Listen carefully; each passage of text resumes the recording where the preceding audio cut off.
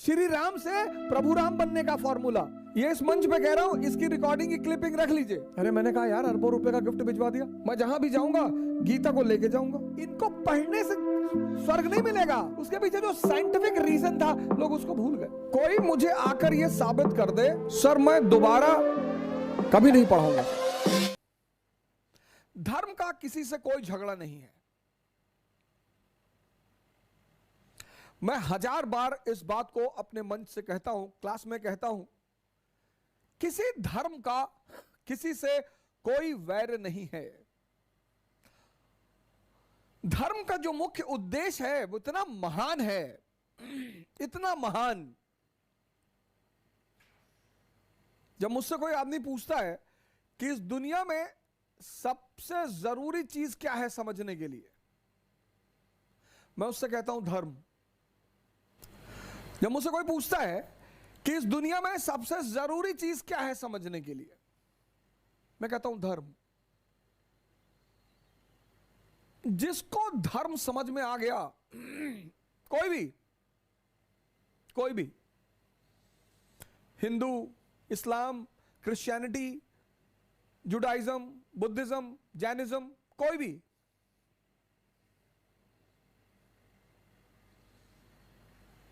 कोई मुझे आकर यह साबित कर दे कि फला धर्म गलत है, सर मैं दोबारा कभी नहीं पढ़ाऊंगा सर, मैं इस रास्ते को ही छोड़ दूंगा सर। ये इस मंच पे कह रहा हूं, इसकी रिकॉर्डिंग की क्लिपिंग रख लीजिए। कोई धर्म गलत है, कोई धर्म खराब है ही नहीं सर। धर्म का एक बड़ा महान उद्देश्य है जो इस धरती पर 90% लोग नहीं समझ पाते। उसकी वजह क्या है?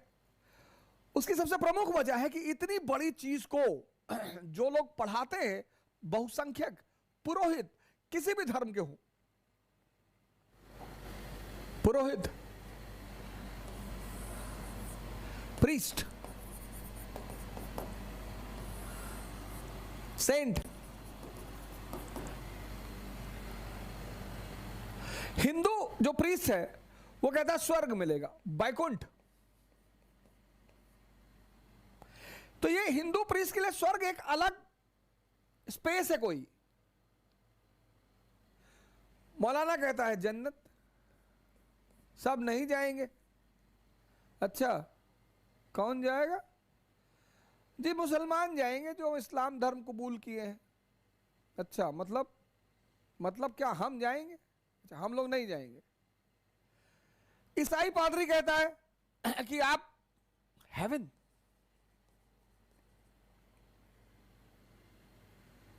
ये जो लॉबी है ये कहती है तुम जैसे ही सेंसस से ऊपर आओगे, सेंसस पे जो जी रहा है वो नर्क में जी रहा है। डिग्री कम और ज्यादा हो सकती है, डिग्री कम और ज्यादा हो सकती है। और जिसने सेंसस को छोड़ा और चैतन्य पर आ गया, कॉन्शियस, वो इस विराट ब्रह्म से जुड़ गया। धर्म की अवहेलना नहीं की जा सकती, निग्लेक्शन नहीं किया जा सकता, बुराई नहीं की जा सकती।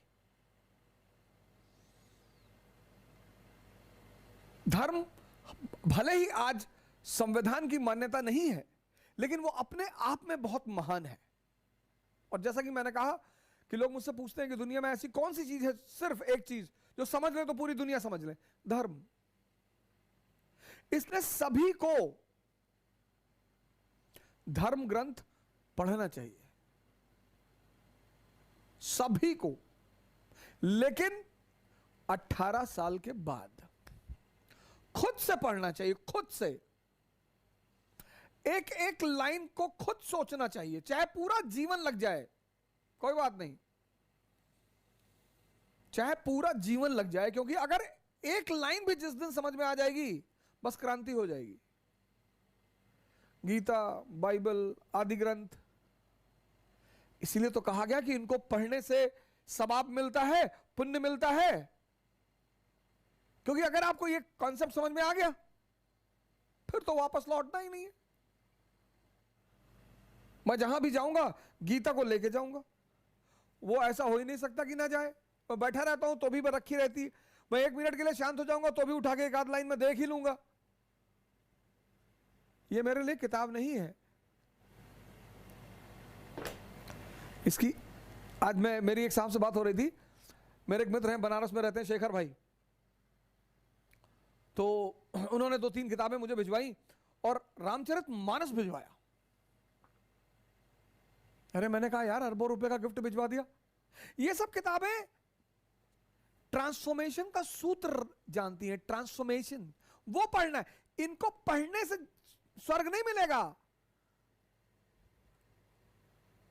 कि रामचरितमानस पढ़ लो। इसीलिए हमारे देश में रामचरितमानस का पाठ कराया जाता है। किसी ने घर बनवाया नया तो बोले भैया रामायण पाठ करवाना है। अब तो लोग भूल गए कि उसके उद्देश्य क्या था। और गांव का, मोहल्ले का हर आदमी आएगा पढ़ने के लिए। अब तो लोग बुकिंग करते हैं मंडली की, और एक से एक मंडली, महारथी मंडली। हमारी माता जी ने जब गोंडा में मकान बनवाया तो उन्होंने, भाई रामायण का पाठ होगा, लेकिन उसके पीछे वजह क्या थी? उसके पीछे वजह यह थी कि इसमें सूत्र दिया हुआ है। किसका? परिवर्तन का। इंद्रियों से चैतन्य की तरफ, श्री राम से प्रभु राम बनने का फॉर्मूला, तपस्या करने का फॉर्मूला, त्याग करने का फॉर्मूला, सबका खजाना है रामचरितमानस। तो हमारी संस्कृति में यह हुआ कि रामायण पाठ कराने से पुण्य मिलेगा। पुण्य पढ़ने से नहीं, समझने से मिलेगा। फिर लोगों ने क्या किया? उसका पाठ कराने लगे। मंडली बुक होके आने लगी।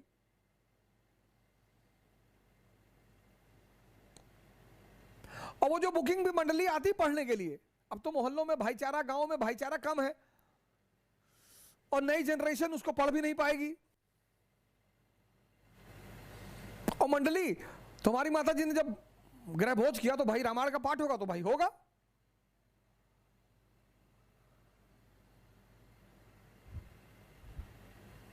तो जो ग्रुप मंडली आई तो उन्होंने शाम को हमको बुलाया, कहा भैया व्यवस्था नहीं है हम लोग की। हमने कहा व्यवस्था? हमने कहा अच्छा व्यवस्था हम कर दें व्यवस्था आपकी।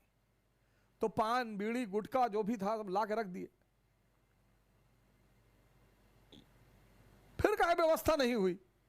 हमने कहा आप कहा लोगे व्यवस्था में? अरे सिगरेट पी के, बीड़ी पी के, पान खा के, तंबाकू खा के रामचरितमानस पढ़ोगे? चीजें गलत नहीं है, लोग उनकी वास्तविक परंपरा भूल गए। उसके पीछे जो वास्तविक कारण थे, उसके पीछे जो साइंटिफिक रीजन था, लोग उसको भूल गए।